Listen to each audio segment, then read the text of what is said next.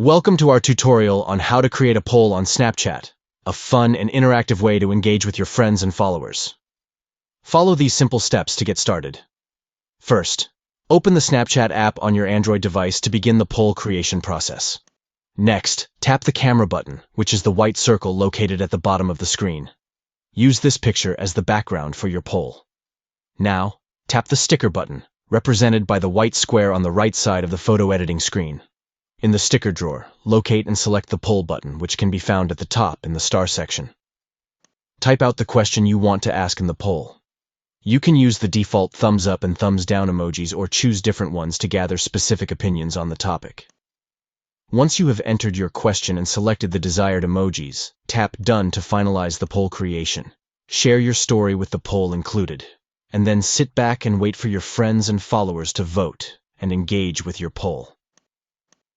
Creating a poll on Snapchat is a great way to interact with your audience and gather feedback on various topics. Have fun experimenting with different poll questions and emojis to spark engaging conversations. Thank you for watching this tutorial.